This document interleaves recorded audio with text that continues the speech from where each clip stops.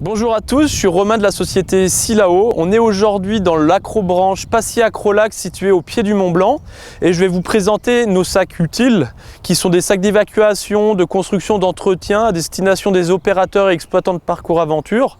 Donc on retrouve 3 volumes, un volume de 45 litres, un volume de 25 et un volume spécialement étudié avec la Forpa qui est un volume de 20 litres destiné aux sacs en kit d'évacuation.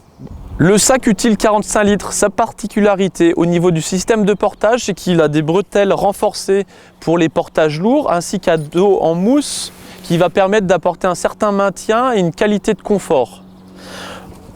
Au niveau de la face, on retrouve 2 poches intérieures velcrotées, plus une poche intérieure qui est transparente, qui va vous permettre d'intégrer vos fiches de suivi, ou ça va vous permettre de personnaliser le sac afin de l'identifier plus facilement. À l'intérieur du sac, on retrouve différents accessoires avec une petite poche pour la visserie, donc qui est scratchée. Côté dos, on retrouve des petites boucles porte-matériel pour mettre mousqueton et des petits outils légers. En ce qui concerne l'accès au sac, il se fait rapidement au moyen d'un zip renforcé. Vous retrouverez aussi au sommet du sac une sangle de maintien réglable et clippable qui va permettre au sac d'être utilisé même zip ouvert, ce qui permet de mettre aussi des outils encombrants. L'extérieur du sac est très épuré, on retrouve cependant 2 poignées pour le transport, une latérale et une sommitale qui est située entre les 2 bretelles.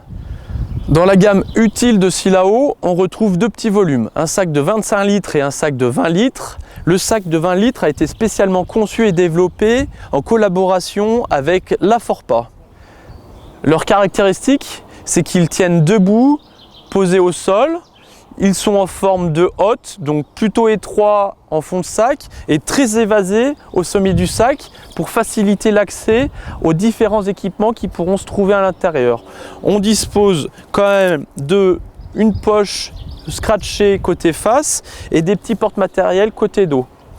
Les sacs, tous les deux, se referment au moyen d'un zip et puis d'un clip sommital pour la compression de ce sac ou le transport.